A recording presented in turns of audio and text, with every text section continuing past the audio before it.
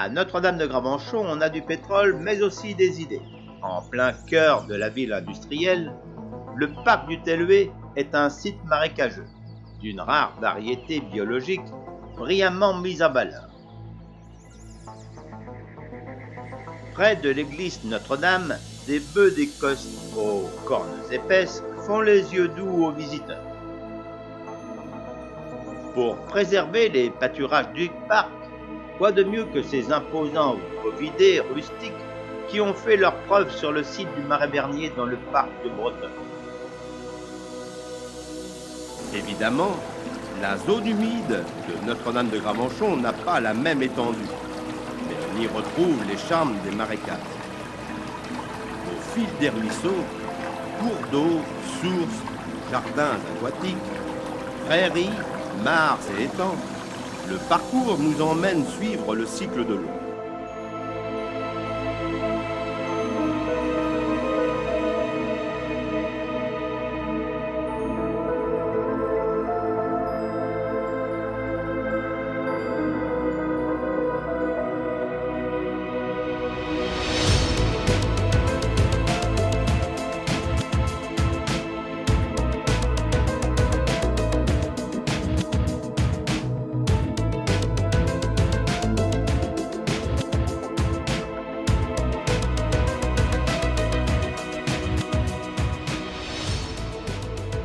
Cet aménagement est aussi un bel exemple de lutte naturelle et préventive contre les inondations. En cas de forte pluie, les marécages se gonflent d'eau, les fossés et les mares la retiennent. En 1993, hélas, ce ne fut pas le cas. À la suite d'un violent orage, cette petite rivière normalement paisible, transformée en torrent, nous a occasionné des dégâts matériels.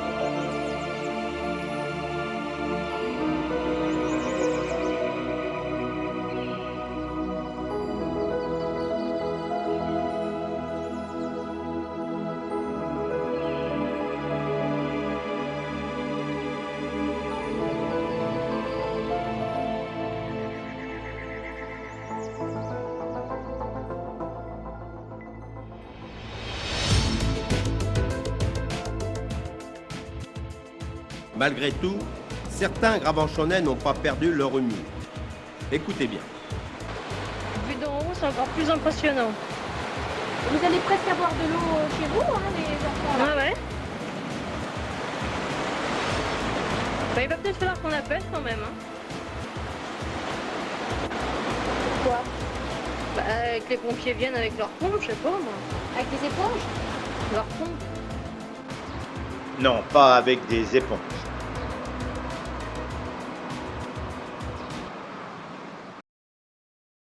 Sur 20 hectares, le parc est un lieu paisible, loin de l'agitation de la zone industrielle.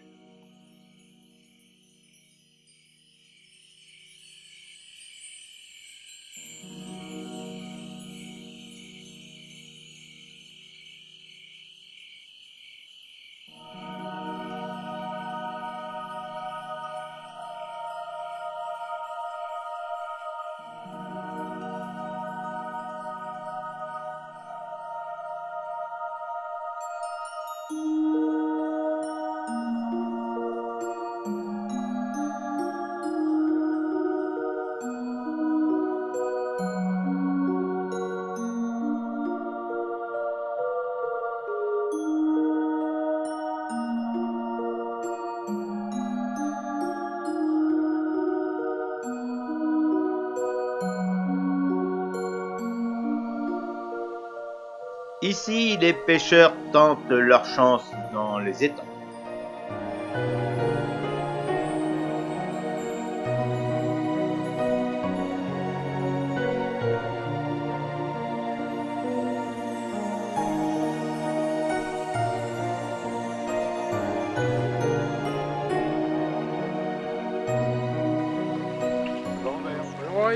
va, oui. Ça va.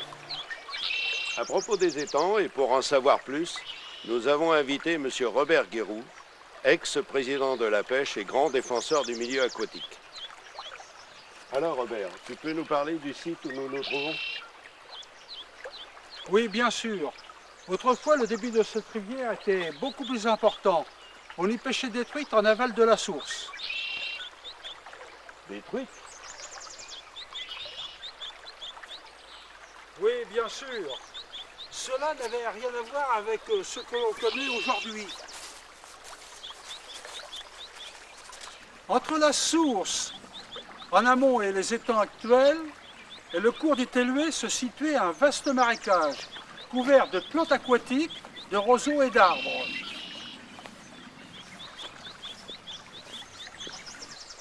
Cette rivière alimentait autrefois le château du marquis de Lillers.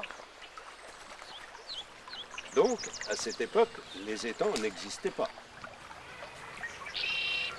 Non, mais plus tard, un conseiller municipal, Marcel Lejeune, un fervent pêcheur de Gravenchon, eut l'idée d'exploiter le lieu pour en faire un étang, afin de fonder une association de pêche, épaulée par Jean-Claude Vess, tous deux conseillers municipaux. En quelle année? C'est en 1982 qu'il exposa son projet, mais il fut refusé par le conseil municipal qui n'en voyait pas l'intérêt. Un an plus tard, Jean-Claude Vess devint maire, Marcel Lejeune revint à la charge et Jean-Claude Vess insista sur l'utilité du projet au conseil municipal.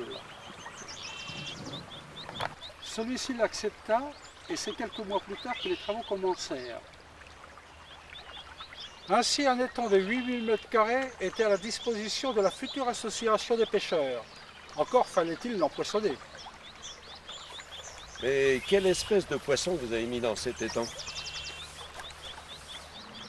Pour la première fois en 1984, des brèmes, des gardons, des tanches, des carpes, des truites, des perches, des brochets. 1300 kg, toutes espèces confondues. Donc cet étang était à disposition des pêcheurs. Mais pourquoi cette digue en amont? Ce n'était pas une digue, c'était un chemin de passage. Il fut surélevé afin de créer une réserve naturelle qui correspondait avec l'étang. Mais il était interdit d'y pêcher.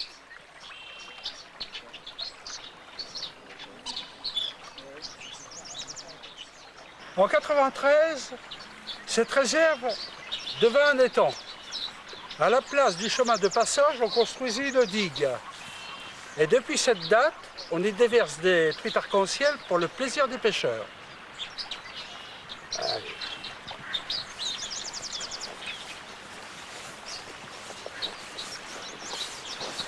Donc, 2 étangs ont été créés. Pourquoi trouve-t-on à l'heure actuelle un 3e étang? Reprenons dans l'ordre. L'étang du milieu, le plus grand, fut mis en service en avril 1984. Et devant la réussite pour agrandir la surface de pêche, on créa un nouvel étang en aval.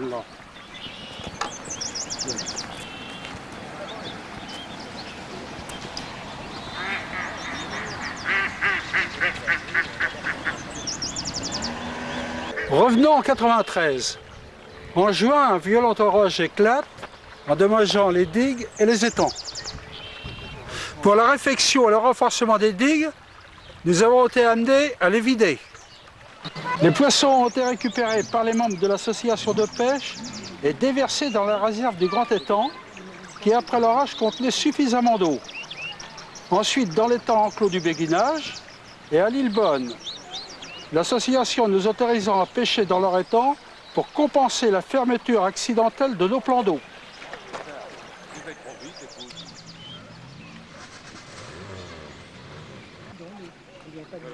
Non, c'est ça. Moi, pour l'instant, je me dis que je crois que ça va faire monter, c'est ça. Ils sont engagés. C'est la boue, mais pas que de la boue. Mais combien êtes-vous dans cette association?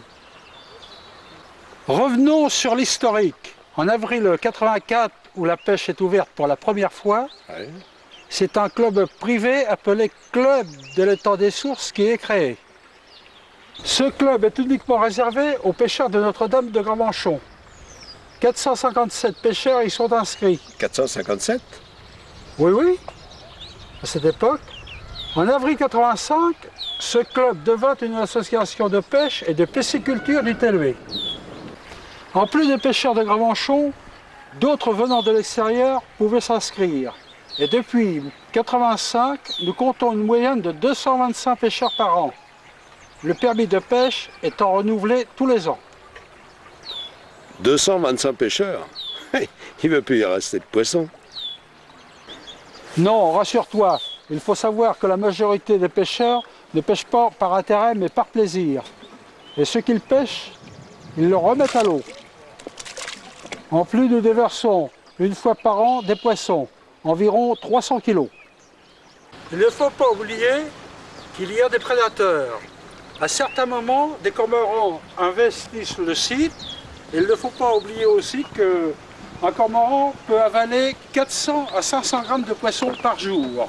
Et comme autres prédateurs, nous avons des hérons, des mouettes, et les brochets et perches.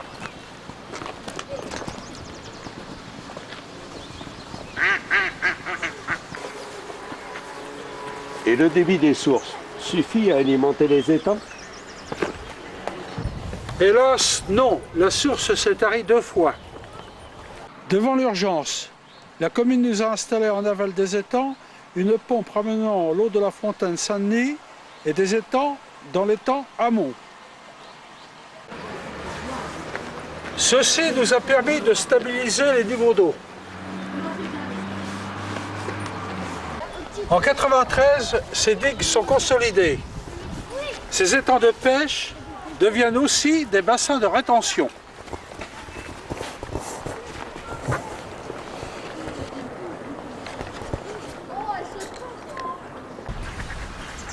En souvenir de Marcel Legendre, en accord avec l'association de pêche et le conseil municipal, les étangs portent son nom. L'inauguration a eu lieu le 20 septembre 1994. Voilà Maurice. Alors merci Robert de Je ces t'en prie. explications. Allez, au revoir. Allez, au revoir Maurice.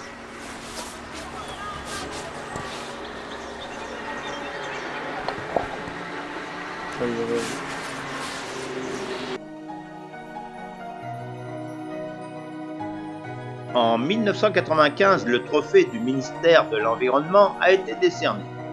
Les anciennes terres agricoles rachetées par la municipalité ont été brillamment aménagées par l'équipe de l'architecte Samuel Craquelin. Le long du ruisseau, la promenade nous conduit lentement devant le verger conservatoire.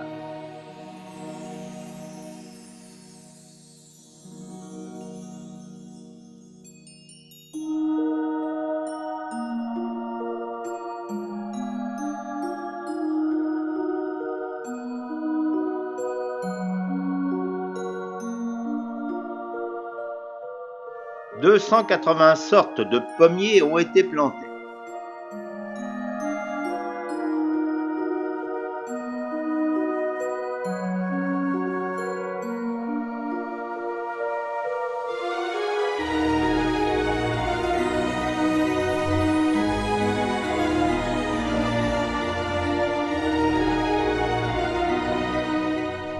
La restauration d'un pressoir à l'ancienne a été aussi réalisée.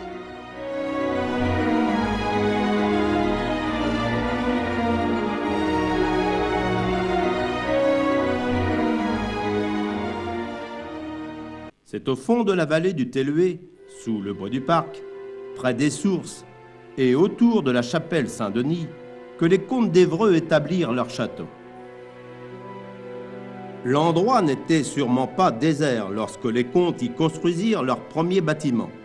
Non seulement le site avait déjà été occupé à l'époque gallo-romaine, mais la mise à jour des restes d'une cabane du haut Moyen-Âge et aussi le vocable de la chapelle Saint-Denis de l'époque mérovingienne laisse supposer que les abords de la fontaine étaient déjà aménagés. Une des hypothèses actuellement à l'étude est que ces édifices auraient pu appartenir à un complexe agricole et résidentiel formé d'un semis de construction dispersé autour de la chapelle, complexe que le château proprement dit serait venu plus tard recouvrir. Ce château aurait été, au milieu du XIe siècle, la propriété de Raoul de Gassé, frère du comte d'Évreux Richard, avant d'être confisqué par le duc Guillaume le Conquérant. La fortification se présente comme un vaste complexe formé de plusieurs enceintes fossoyées. Érigée autour de la chapelle Saint-Denis, l'enceinte principale est délimitée par un puissant rempart de terre en forme de croissant, encerclant un espace ovalaire de 35 à 65 mètres de diamètre. Il faut imaginer que ce talus était probablement à l'origine couronné d'une palissade en bois. Les fouilles de 1979 à 1985 ont exclusivement porté sur l'intérieur de l'enceinte principale. Menées de manière à peu près exhaustive sur toute la surface de cette cour, elles ont permis de reconnaître les traces de nombreux bâtiments en bois, restituant ainsi, dans ses grandes lignes, l'organisation du château des Comtes au XIe siècle.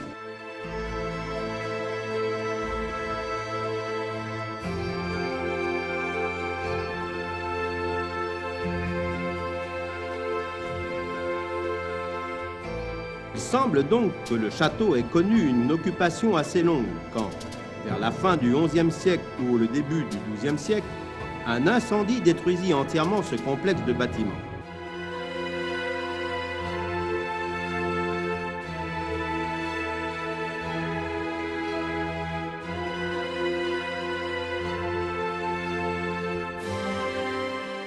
Le château fut partiellement reconstruit après l'incendie. C'est sans doute à ce moment que fut entreprise la construction de la plus grande partie des ouvrages de maçonnerie.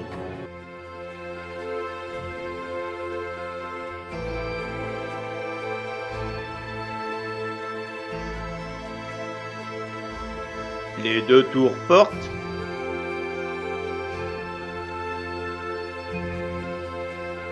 le mur d'enceinte,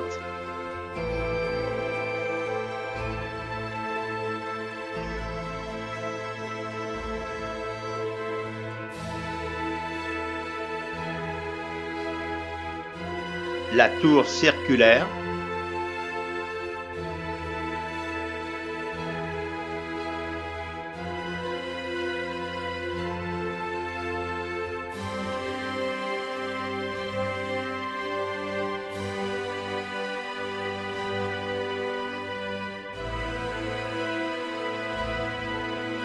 le logis,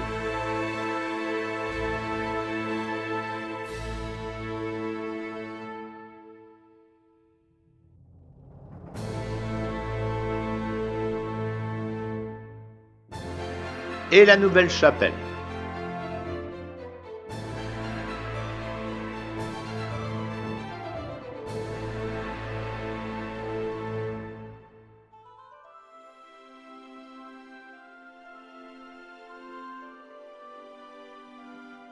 N'oublions pas qu'en 1204, la terre de Gravenchon ayant été rattachée par Philippe Auguste au domaine royal, le château de la Fontaine-Saint-Denis devint la propriété du roi.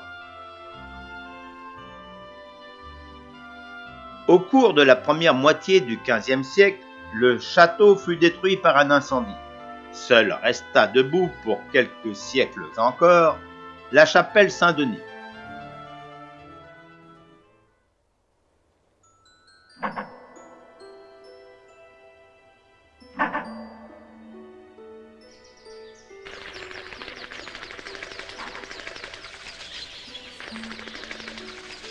Dans cette vallée du Tellué, des promeneurs matinaux peuvent découvrir une faune variée. Si vous avez de la chance et que vous êtes patient, vous pourriez apercevoir des mésanges, des martins pêcheurs, des alouettes, des faucons cresserelles et même des hérons.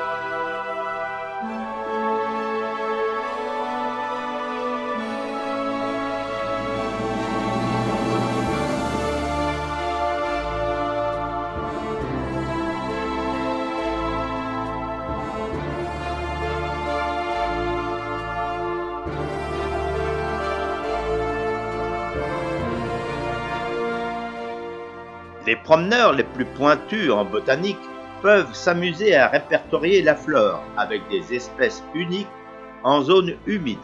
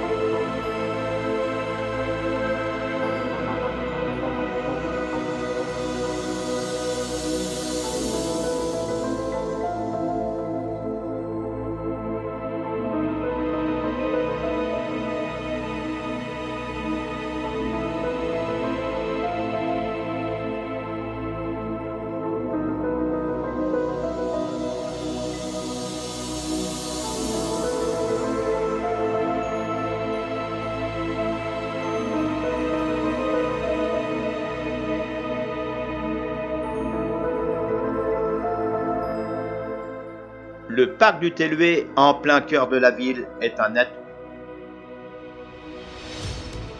Cité du pétrole ou cité de la nature? Notre-Dame de Gravenchon a prouvé que les deux n'étaient pas incompatibles et pourraient servir d'exemple à d'autres communes.